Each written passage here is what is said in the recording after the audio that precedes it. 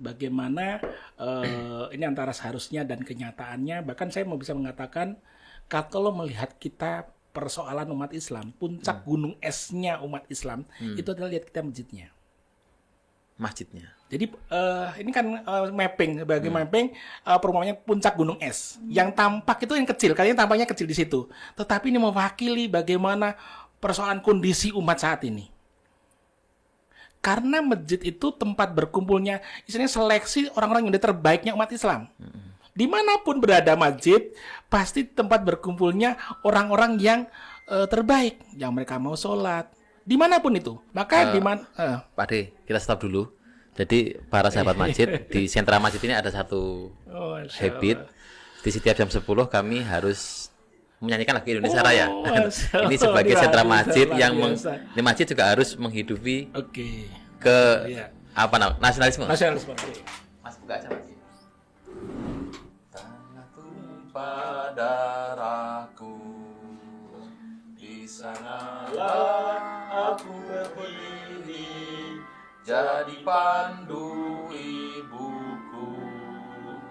Indonesia kebangsaanku, bangsa dan tanah airku. Marilah kita berseru, Indonesia bersatu.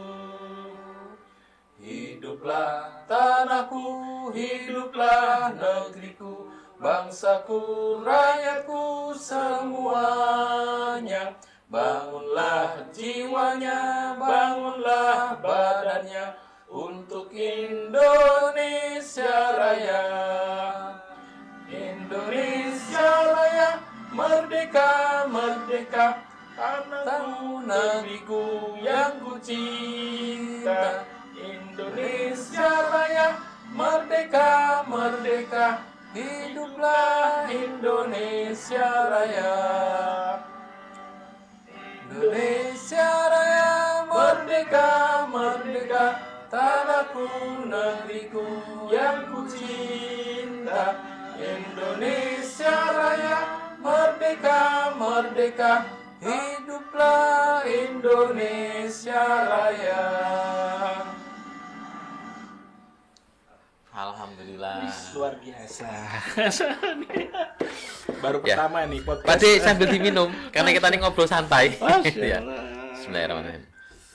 Untuk pertama ini ada podcast, ada perkantoran atau mungkin usaha atau masjid yang punya habit yang membiasakan jam 10 Indonesia Raya. Perlu pertama kali kalau acara-acara resmi pemerintahan itu biasa. Masya Allah. Masya Allah. Ya, jadi sahabat sentra masjid, ini adalah bukti dan upaya sentra masjid bahwasannya bukan sekedar mencintai dunia, tapi juga mencintai akhirat. Dan salah satu bentuk daripada mencintai Indonesia adalah kita setiap jam 10 pagi itu mengumandangkan Indonesia Raya di seluruh cabang kami.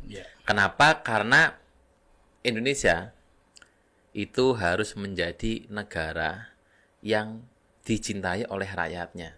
Dan salah satunya adalah menghidupkan itu adalah mengingatkan akan jasa-jasa pahlawan tadi itu. Nah, sehingga kami berkomitmen untuk setiap jam 10 pagi, jam-jam karya, kita selipkan waktu 5 menit untuk menyanyikan lagu Indonesia Raya.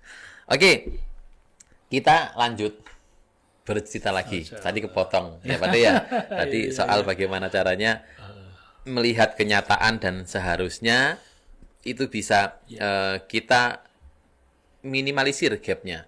Dan tadi Pak Darmadi bilang bahwasannya permasalahan dari gunung es itu adalah masjid, lihat masjidnya. Monggo Pak De, silakan diteruskan.